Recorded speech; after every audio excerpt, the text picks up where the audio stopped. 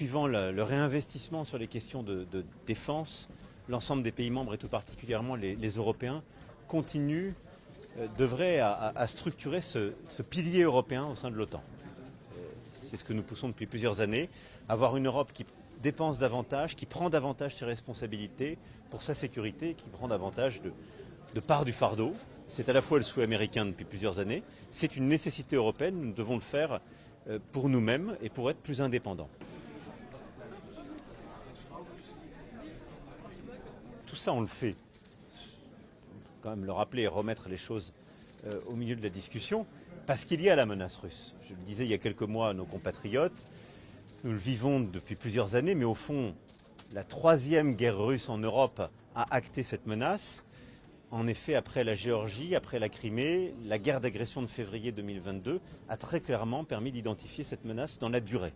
Et c'est ce pourquoi, au fond, nous nous réarmons tous, parce qu'il y a cette menace à nos frontières. Cet effort collectif et les bons résultats qu'on a avec ce communiqué et ce réengagement européen, il a en quelque sorte, et il impose de manière évidente la paix commerciale. On ne peut pas entre alliés dire il faut dépenser plus, nous dire on va dépenser plus, et au sein de l'OTAN se faire la guerre commerciale. C'est une aberration.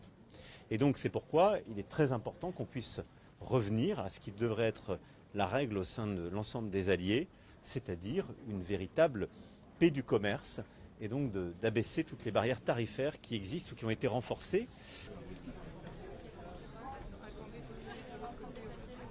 Mon travail, c'est pas de faire l'exégèse de ces propos. Il y a des textes, il y a des juristes pour voir ces textes, et après vous lui posez les questions. Mais sur le fond, mais moi, confiance aujourd'hui parce que mais moi, je veux dire, on est dans cette alliance avec tout ce qu'elle embarque, qui est une solidarité entre tous ses membres. Sur l'Iran, on a un cessez-le-feu. On voit bien combien il est volatile et fragile. Mon souhait, c'est qu'il tienne. Ce cessez-le-feu va s'accompagner d'une évaluation justement des dommages qui ont été faits, ce que je disais tout à l'heure, qui seront clarifiés dans les prochaines heures et prochains jours. Et de toute façon, nous devons reprendre un travail diplomatique et technique sur la question du nucléaire. Et donc l'AIEA aura un rôle à y jouer. Évidemment, les États-Unis d'Amérique ont pris le contact, et les Iraniens et les Européens y ont leur place.